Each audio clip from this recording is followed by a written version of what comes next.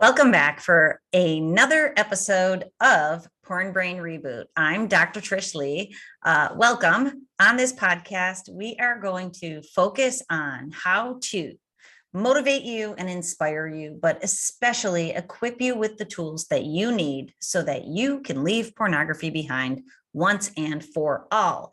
That is why I'm here.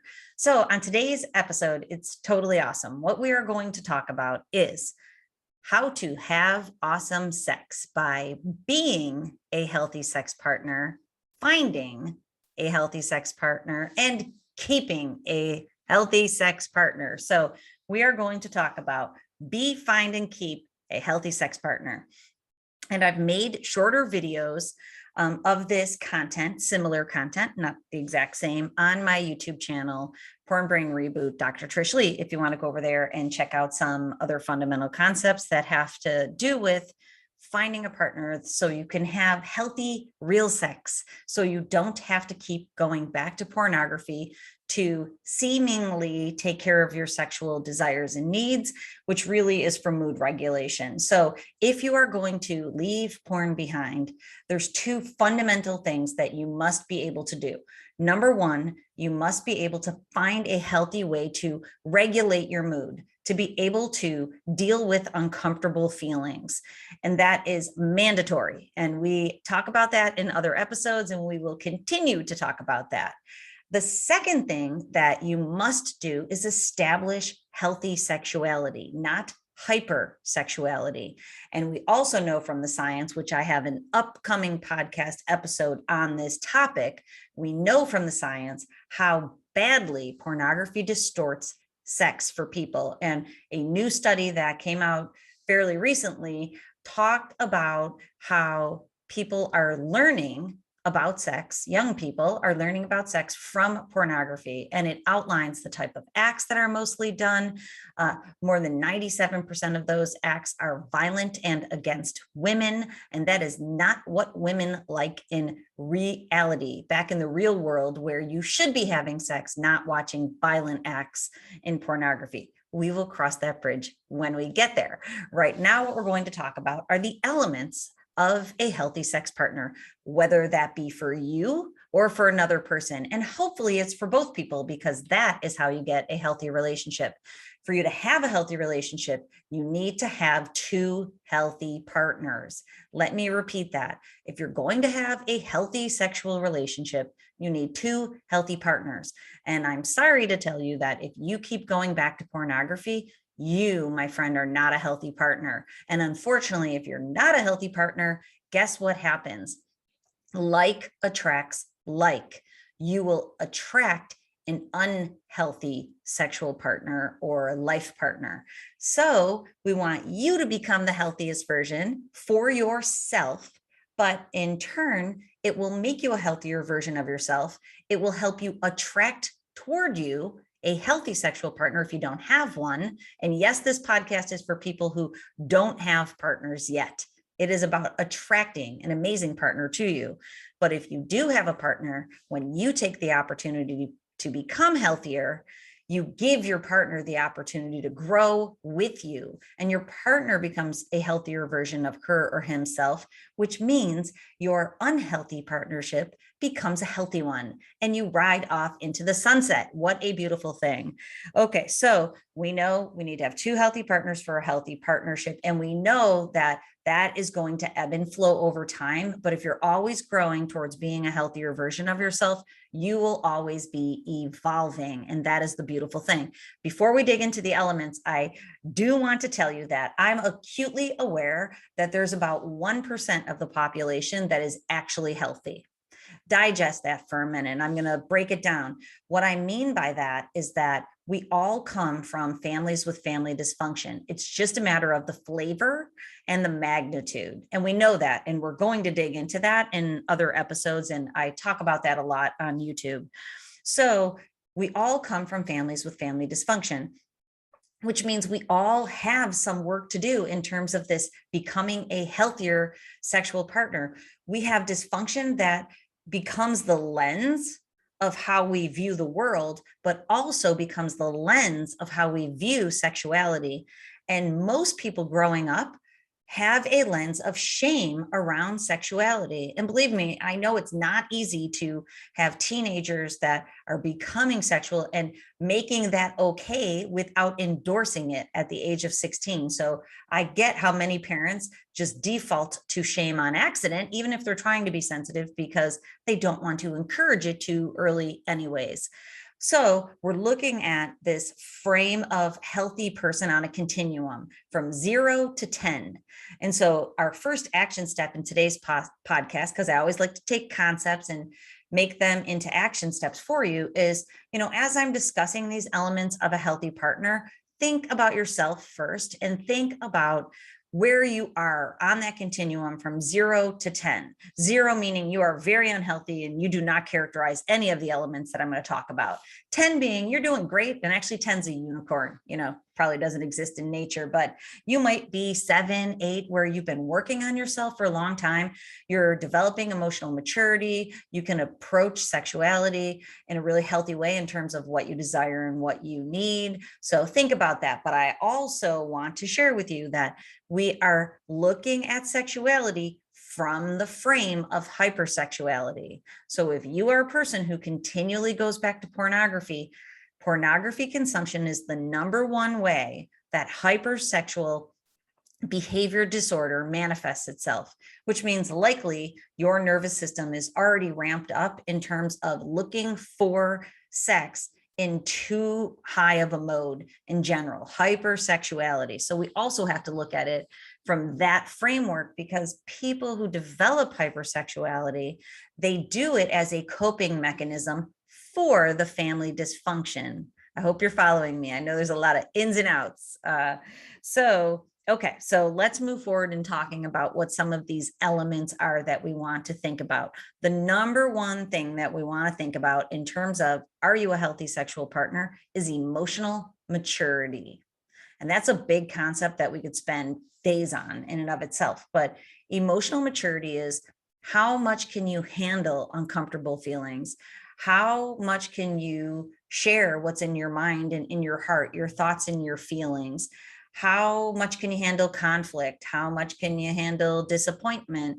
How self-assured, how self-aware, how secure are you? And we're going to break down some of those components, but you'll notice that in today's episode, we're really not going to talk about sex. We're going to talk about the emotional aspect of being and the cognitive aspect of being a healthy sexual partner, which will lead you to have awesome sex. But next time we're going to talk about the difference between real sex and porn sex, because when it comes to actual sexuality, you need to know how to incorporate the real pieces and leave the fake porn pieces behind. So we will get to that. Right now, we're talking about emotional maturity. That's the primary thing that we are focusing on. You have to grow yourself up in terms of how you communicate and how you interact with the world, and become savvy at it, become calm and relaxed. And that's why I'm here, because being able to do that requires your brain to be in that middle zone of calm focus. When you're calm and focused and somebody tells you something that you don't like or you're not a fan of, or it's out and out just against you, that's okay. You can handle it because your brain is calm and focused. It's in the middle. You're self-assured. Your self-worth is high. You aren't looking for external validation. You don't need to control things in your surroundings. That's what emotional maturity is. And we'll break these concepts down. Okay, so when you are emotionally mature, then you can do the things that we're about to talk about. Okay, so number 2 is being self-assured and having high self-awareness and self-worth. Now, self-worth swings between 2 extremes also. And those extremes are either narcissism or being very egoic, being in the ego, being very self-centered, thinking that you are the sun and everything else revolves around you. That's on one side of the pendulum as it swings.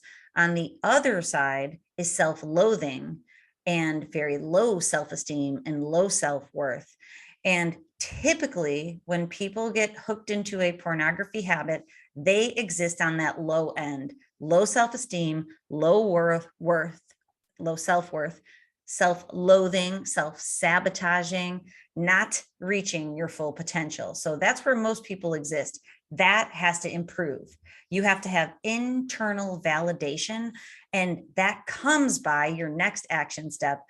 That is developed by knowing who you are and what you want, what you stand for, what your values are, and then taking actions toward those things. And that's where moral incongruence comes in when it comes to pornography consumption, because many people, most people, think of themselves as a spiritual person, who are family people or committed to their relationships, and then consuming porn is the exact opposite action step as to the value that they put on themselves, which creates a great deal of shame for people. So clearly the way out is to stop consuming porn, make the plan of the person you are and the person that you want to become by setting goals.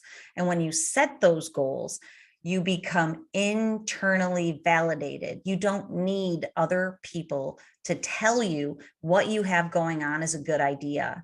And I just made a video on the 5 regrets of the dying, which is based on a book by Bonnie Ware. I talked about it, of course, in terms of if you spend your time and your energy and your money on pornography consumption, that you are more likely to regret those choices at the end of your journey when it is time for you to pass. And, some of the greatest regrets that people have are not, the number one regret is that not living a life that is true to oneself. And what people said that was, Bonnie Ware was a hospice nurse, and she helped people at the end of their lives. So she studied it, and the number one regret was not living a life that was true to myself and doing what other people expected of me. And I've been acutely aware of this for a long time. And even though I've had to go against the crowd, I've made those choices that other people didn't agree with, because the thing that they wanted me to do didn't feel right to me. And, some of the times I got pretty far along before I could make that decision. One example would be, my father in particular, whom I adore, but my parents, hold medical doctors in high esteem. And even though I have 2 master's degrees, 2 PhDs, I have a bachelor's degree, I have all these high level certifications, and I'm not tooting my own horn. The reason I'm telling you that is because I still felt compelled to go to medical school. So even though I had all those degrees and I had to go back and take the prerequisites, I did it, and I got accepted into medical school. And the minute I got accepted into medical school, I'm like, what am I doing? Those are the expectations of my dad and my mom, and my dad in particular, who just always wanted me to be a medical doctor. He actually made a comment not too long ago about, like, maybe it's not too late. I'm like, dude, I have 5.5 kids. I have 6 kids with my stepson. I've got multiple businesses. This girl cannot go, nor do I want to. It's not even a matter. I could if I wanted to, honestly, but I don't even want to, because I know what I want, and I'm here doing it, which is the exciting part. That is what I want for you, regardless of what your parents want you to do. And I know it takes strength to go, I know this is what you expect of me, but this is not what feels good to me, and I'm going to do this instead. That might include not doing the job that's expected of you. That might include not being in relationships that are expected of you.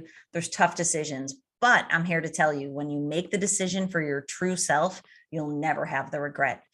You'll have to muster up the courage to make that decision and to move through it, but you will be psyched that you did. It makes you stronger.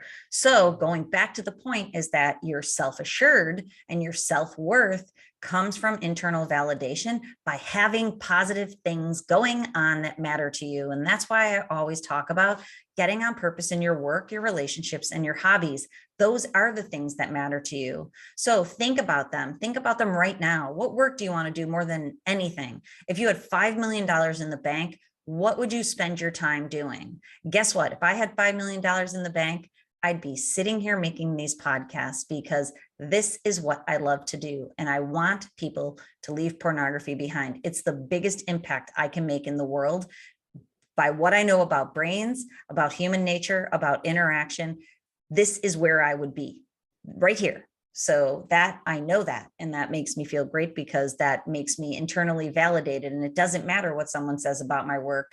where I had an experience the other day where there was a lot of nervous laughter by someone who found out that this is what I am working on, because I've only been working on this for a few years. I've been a neuroscientist for a long time, but I've transitioned into helping people with pornography in the last couple of years. And this person didn't know that. And lots of nervous laughter. Obviously, there's porn consumption somewhere there in the mix, which led to the nervous laughter. But I didn't have nervous laughter. I clearly said, this is the worst brain thing that is upon us. And porn's proven to damage your brain and make it so you can't think and that you can't enjoy real sex. And I think that's devastating for humanity. So here I am. And I looked him right in the eyes, and more nervous laughter because, that couldn't be received well. But I'm internally validated. I don't need him to go, wow, you're awesome. What a noble mission. Even when the nervous laughter that was uncomfortable for him and definitely uncomfortable for me, I walked away feeling great because I'm like, you know what? I'm on purpose, man. It literally doesn't matter what you think about it. And that is a good feeling. That gives you the self-worth that you want. It makes you self-assured. Now, guess what? The reason we're talking about that in terms of partnerships, when you're confident and you're self-assured and you know your worth and you're validating yourself from the inside, you will attract someone who's doing the exact same thing. So guess what kind of partner you get? You get a confident one. You get one that's not doused in ego. You get one that is in their spirit. And when people are in their spirit, they're inspired. They're inspired to get up and do their thing. They're jazzed up about their day. That's the kind of partner that you want. That leads to a fun relationship.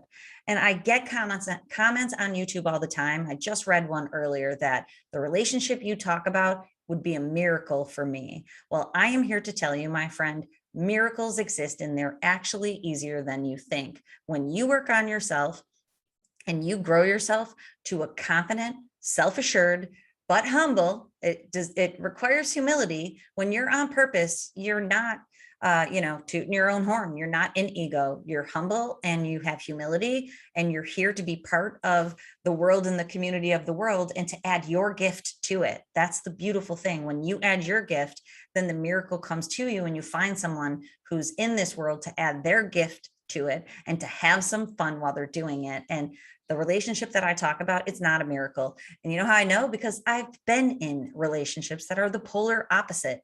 And when I didn't think I deserved the relationship that I have now, I got the relationship that I thought I deserved. You literally get the partner you think you deserve. And I am here to tell you, you deserve the highest level partner. And if you know it and you're validating yourself from the inside, you don't need a person to validate you, which means you get a person who is confident. And together you become two confident people who are ready to rock out their best life.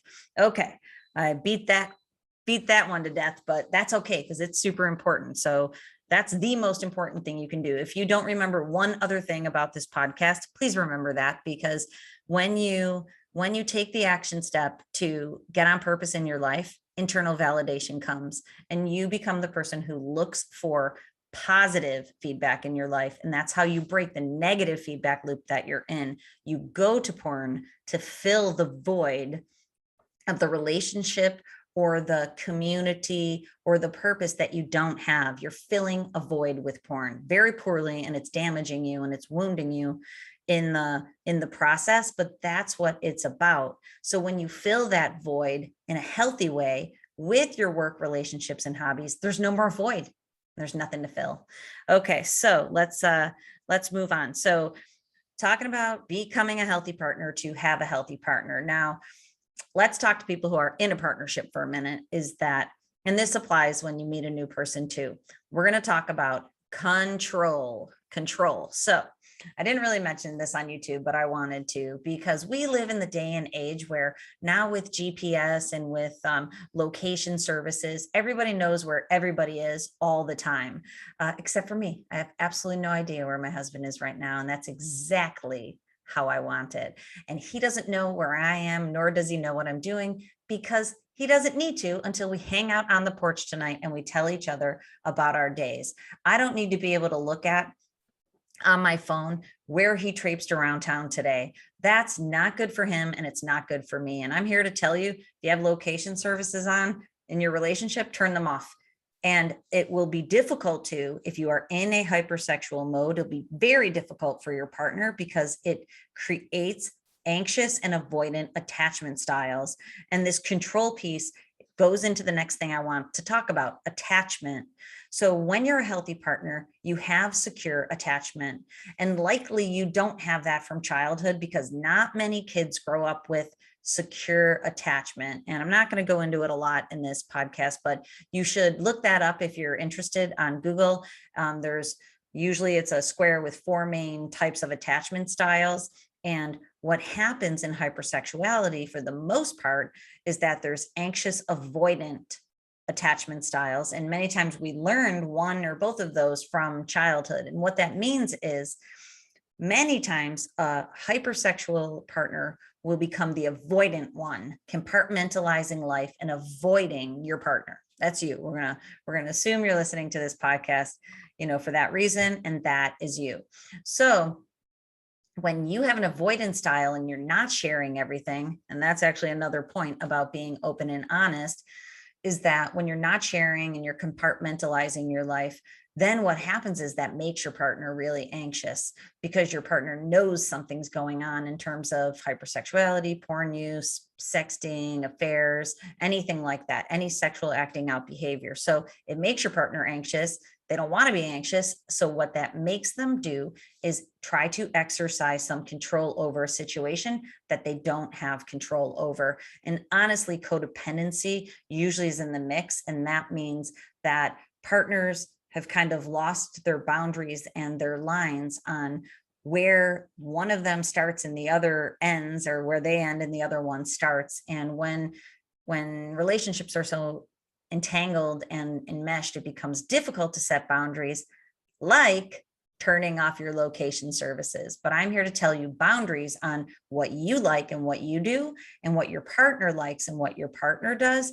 Those boundaries should be set, because I'm telling you, if it hasn't created problems for you yet, if you're in a partnership and you are, entangled in these boundaries, problems are yet to come. It doesn't mean you can't share in each other's, what's going on. Like I said, the hubs and I will catch up, and we probably know more about each other than most people do, because we share a lot with each other and we have a lot of co-parenting and co-businessing and things like that. But we do have healthy boundaries too. At least we're trying, and we're working on them, and trying to be less anxious about that and trying to be less avoidant. It's a process, 0 to 10, right?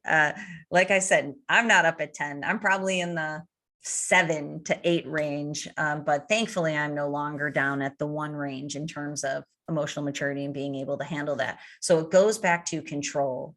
You can control you. You can't control your partner, but you can make decisions and take actions and have thoughts and share your feelings so that your partner feels better about being in a relationship with you. And that will be the nice segue to being open and honest and stop compartmentalizing things. So if you don't want to share about things that have happened to you or with you in the past, start sharing about what's going on with you in the present, because it will crack open a healthy relationship for you. And especially when it comes to sexual acting out, leave it behind, get a clean slate, and then start communicating openly and honestly. Communication is a fundamental we're talking about what your sexual desires are, what arousal template you have and you'd like to see in your sexual relationship. It shouldn't be boring. It should be fun and engaging. Another thing, which I will be talking about in the future, that happens in unhealthy relationships and with unhealthy partners because of this avoidant, anxious attachment, is that when there's one hypersexual partner in the partnership, the other person tends to swing in the total opposite direction to hyposexuality, because they know something's up and their sex life gets weird and not enjoyable. And I'll talk about that in a second. So then what happens is it makes your partner not want to have sex with you.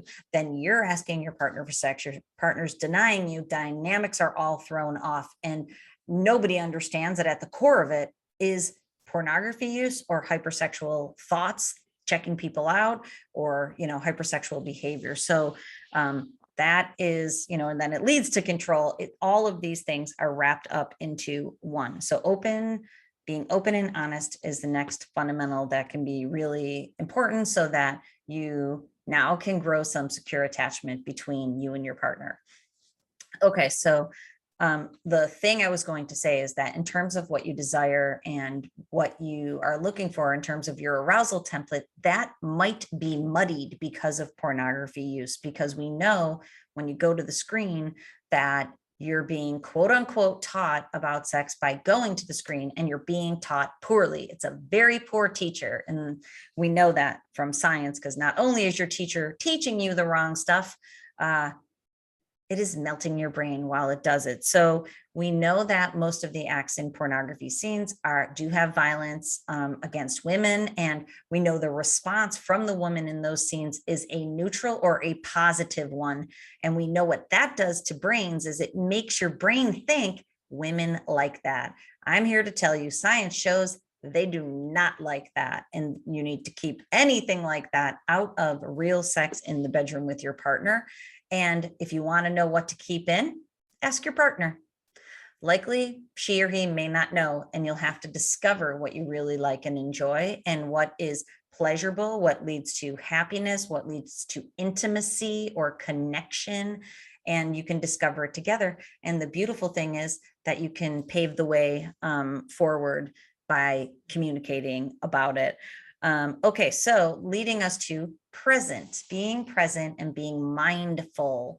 Now, one awesome technique that you can use to become a better sex partner, a healthy partner in general, is to build in some routines to clear the chitter chatter out of your brain. When you are calmer and you feel more focused and relaxed, you can be present and you can be mindful and you can enjoy the thing that you're doing in the moment, whether that be cooking dinner, whether that be skateboarding, whether that be having sex with your partner. If your brain is all jammed up in hyper aroused mode and it's just looking for a dopamine hit to shift it into hypo arousal, then you're not even present. You're just looking for the hit. And you likely might need to go to fantasy, which is dissociation, and you're off into fantasy land trying to get that hit, not being present. So make time to be with your partner.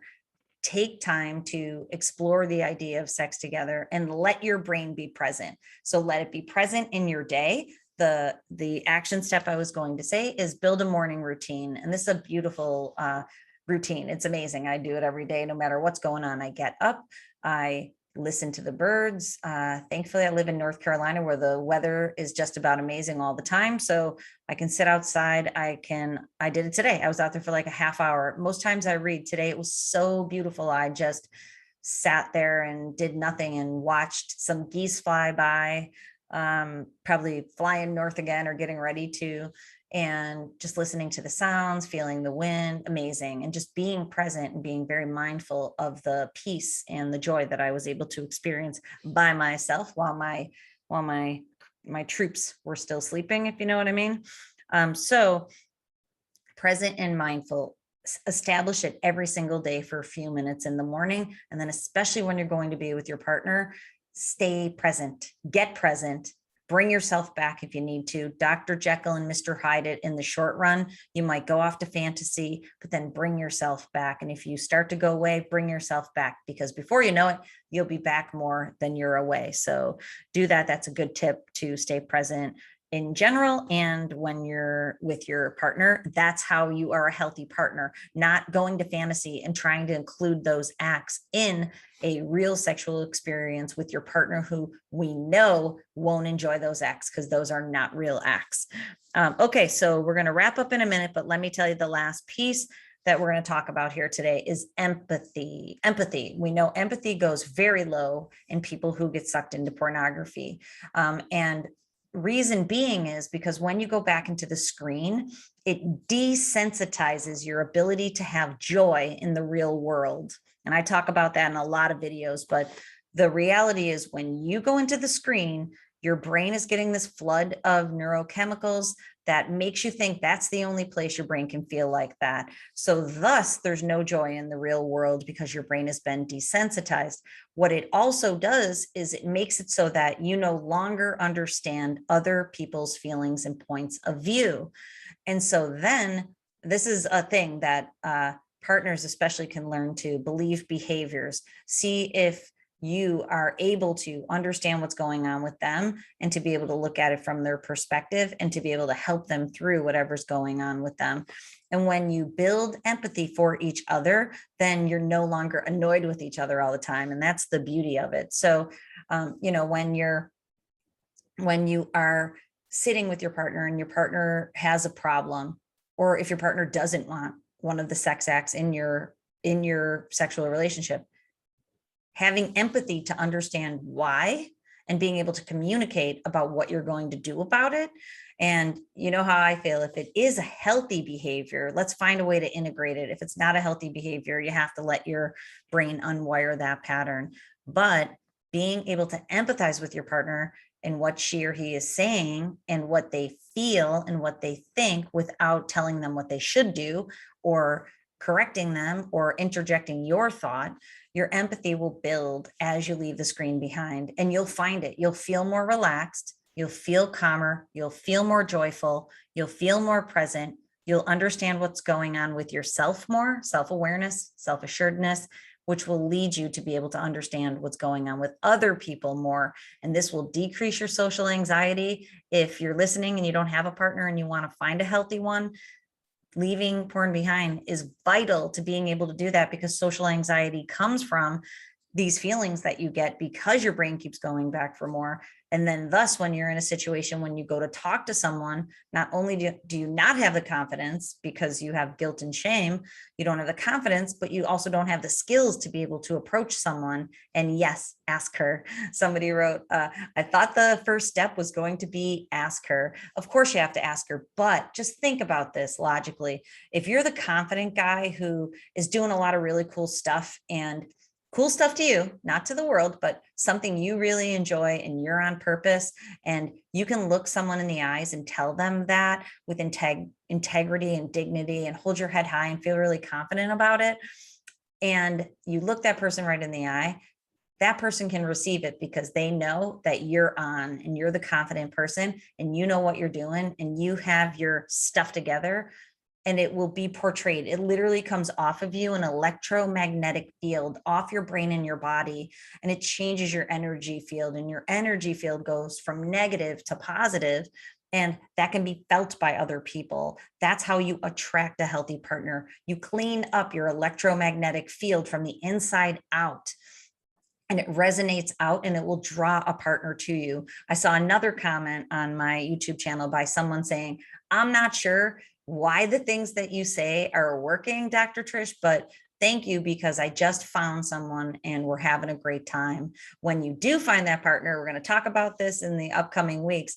Approach slowly, take the slow boat to China, approach by connection and intimacy, which means you're not jumping into bed right away. You're not taking the relationship and going from 0 to sexual. That's what a hypersexual person would do. You are not going to do that. You're going to let this relationship develop over time through intimacy and friendship and connection, and then go there slowly, allowing your brain to go through the 3 phases of relationship development, going from lust, going to coupling, and then going to where you actually can build the foundation for a relationship that can make it through hardships. If that's what you want, you have to be able to go from just the sex piece, the honeymoon phase, then being able to go to a phase where you commit to each other and you're beginning to couple. And then when you go through, something terrible happened and you both have the emotional maturity to approach it together without ripping each other's heads off, and you are able to move towards resolution and solution instead of going towards attack or going towards being defensive and those types of things. Okay, so I hope that helps you out. These are the main elements for you to become a healthy partner. Look for these elements so that you can find a healthy partner. The healthier the partner that you find, the more it's going to help you continue to be healthy. And then when you find that person, and if you want to keep them, If it's a healthy person, you are going to have to always keep moving from that 0 to 10. If you're at 4 and your partner's at 4, together you can get to 5, you can get to 6. You can grow together across your lifetime. That's how relationships are fun. There shouldn't be secrets in a relationship. And I know a lot of people don't think that that can be true. That can be true. If you should be able to tell your partner something and they should be able to handle it. They're emotionally mature. People should not have to bounce just because something gets a little tricky. We are stronger than that. We can handle things when we grow ourselves up, and then you can have a fun relationship. Okay, I hope that helps you out, and jump on over to my website at drtrishleigh.com. I'm having that website kind of restructured, and it's going to be beautiful. I'm very excited about that. And then over at pornbrainreboot.org, some updates. I've got the nonprofit still in the works. It's talk about a slow boat to China, right? It's on its way to being developed. So that's pretty cool, but still moving in the right direction. I will tell you, I'm creating a small program in honor of September is Healthy Sexuality Month in the United States. And I'm creating a small program that it's going to be awesome. It's small, but filled with the information on what you need to have great sex and a relationship too. So that'll be $19, and I'm hoping to raise some money so that I can get this nonprofit off the ground and we can change the world together, one brain at a time. So look for that, because I'd love for you to be able to support the cause and be part of it with me. And of course, all the proceeds from that go right back into being able to create content and programs to help people leave pornography behind so they can reach their full potential. Okay, so go check all that out. And until next time, control your brain or it'll control you.